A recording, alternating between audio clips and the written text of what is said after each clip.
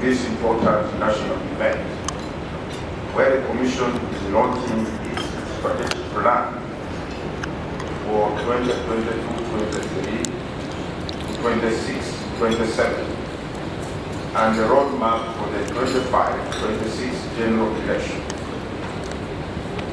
Let me take this opportunity to thank the guest of honor, the Right Honourable Prime Minister, for having found time to come and preside over this law.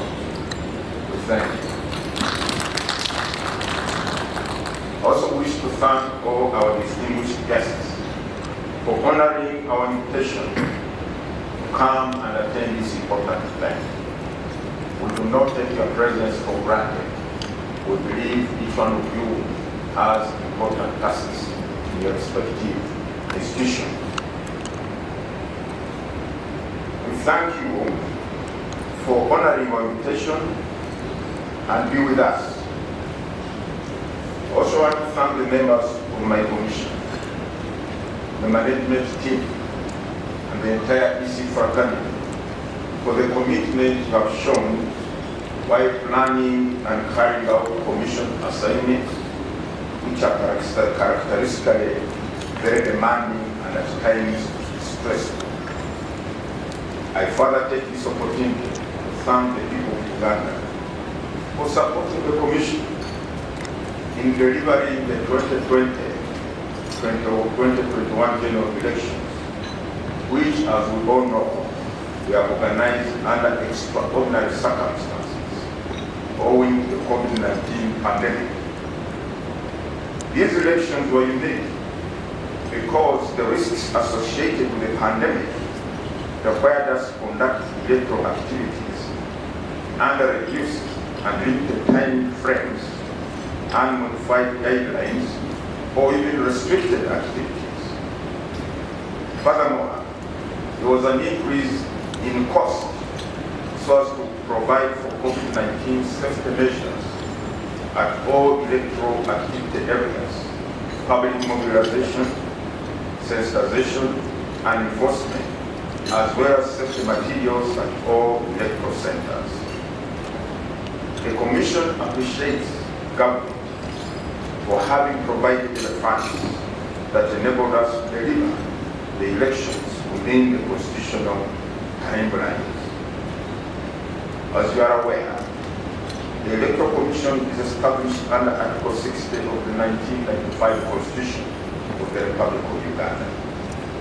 Under Article 61, the same Constitution, the Commission is mandated to, among others, ensure that regular, free, and fair elections and referenda are held. In so doing, the Commission is required to conduct the various activities within specified timelines as stipulated in the Constitution and other electoral laws. For instance, under Article 61, Clause 2, the Commission must conduct general elections for presidential, parliamentary, and local government council elections within the first 30 days of the last 122 days before the expiration of the term of the President, Parliament, or local government councils, as the case may be. The Commission must, therefore, set particular timelines for purposes of proper planning, management, and organization of the said election. It is therefore in this spirit that the Commission is launching the strategic plan and roadmap, and we are here to witness this. Since our establishment by the Constitution of the Republic of Uganda, the Commission has organized and conducted 6 general elections. That is 1996, 2001, 2006, 2011, 2016, and 2021, as well as 2 referenda on political systems, that is 2000 and 2005, and several parliamentary and local government councils elections and by-elections. The strategic plan we are launching today is a result of extensive research and stakeholder consultation. Following the conclusion of the 2020-21 general elections, the Commission conducted post-evaluation workshops across the country with various key stakeholders in the electoral process. The stakeholders gave us their honest assessments of how the electoral process and the conduct of the 2020-21 general elections were done. The Commission further conducted its own self-assessment by engaging our own staff to give their views and opinions on the conduct of the last general elections and the subsequent elections. The recommendations from the various election observer reports were keenly studied, as well as the recommendations from court session decisions. And all this was done to improve on our election management. Some of the strengths identified during these evaluations include the following: government commitment to fund the electoral process.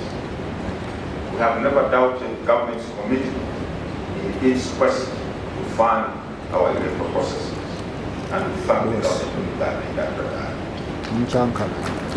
Secondly, an enabling legal framework,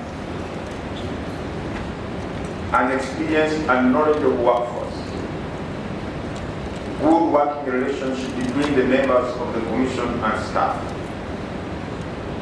I want to applaud the members of the Commission for having maintained a cohesive team spirit.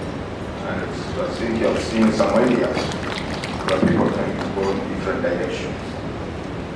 We also have forward planning through project approach and roadmap for the electoral activities and availability and use of technology. The Commission also identified the following challenges: the delayed enactment or amendment of electoral laws. We shall talk about this at length as we launch the plan. Continuous creation of administrative units, which brings about an increase in costs. Inadequate training of temporary election officials as a result of limited funds. Inadequate voter education because of insufficient funds. These evaluations and self-assessments were in line with the practice of the Commission, and it is from this background that the Commission has been able to introduce new innovations and improvements in election management. To us, every election provides lessons for the next one.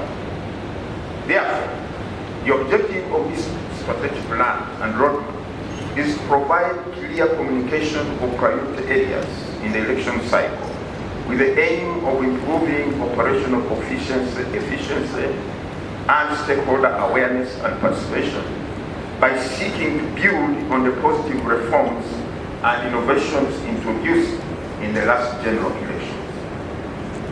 The plan and roadmap also aim at enhancing organization and staff capacity planning.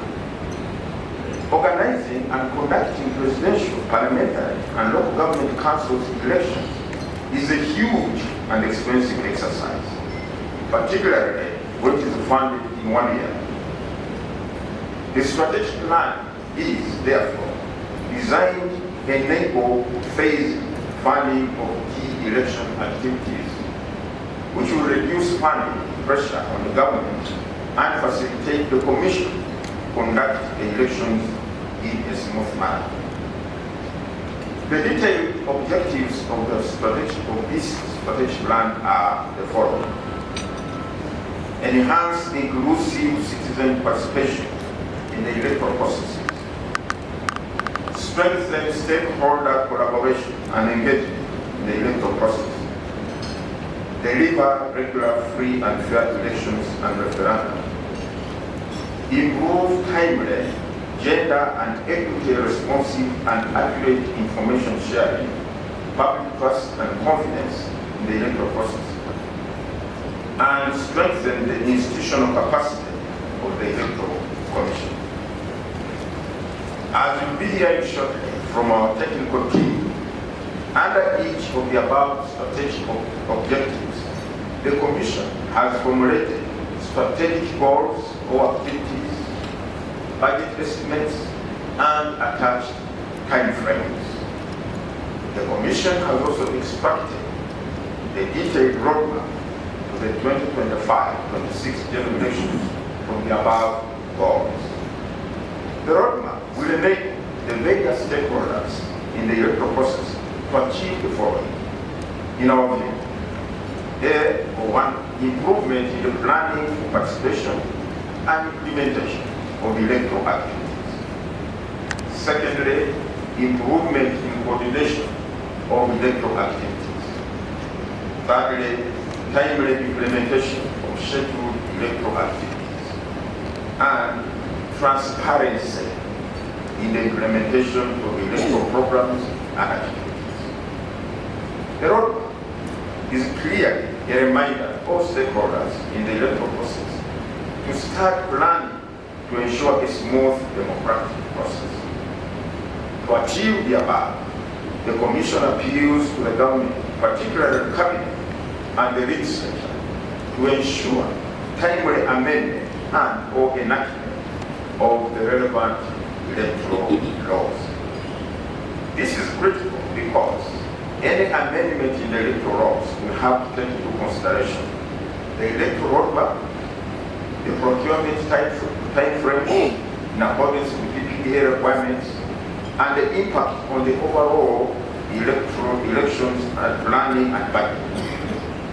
Similarly, the Commission appeals to the government to consider and approve the creation of new administrative units in a timely manner, so that the electoral program and budget are not destabilized. When this is not done, the impact on our preparations, particularly on the demarcation of electoral areas, the organization of polling stations, and voter education is enormous. A soft copy of this strategic plan and the 2026 general elections roadmap has been made available on our website www.ec.or.uk.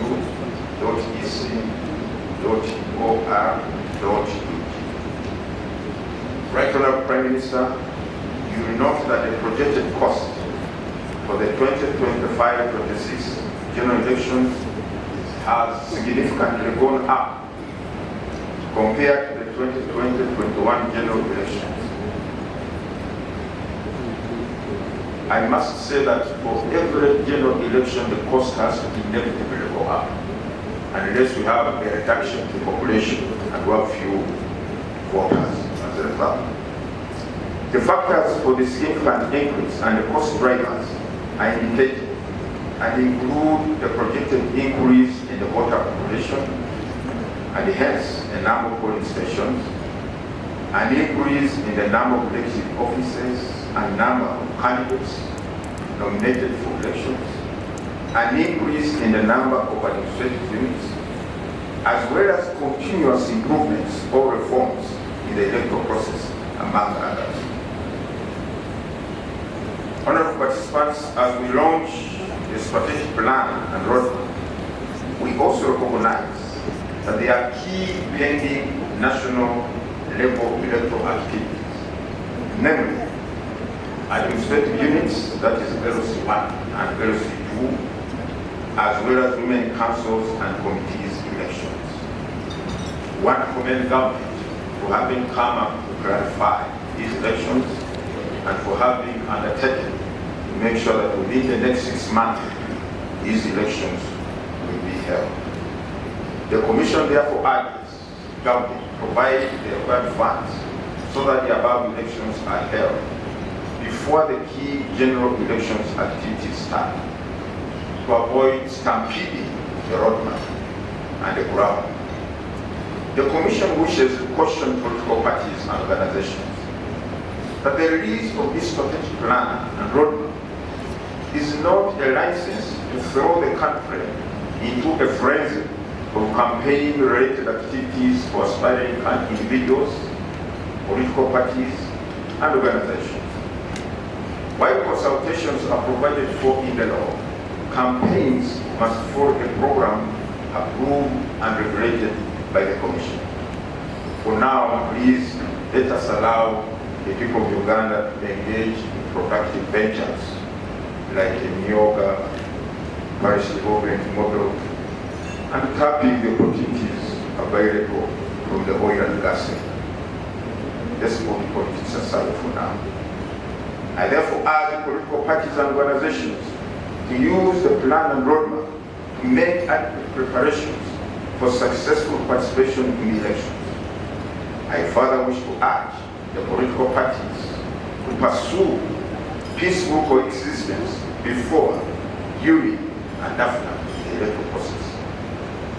The citizens of Uganda in general also have a role to play in ensuring the successful implementation of this plan and roadmap.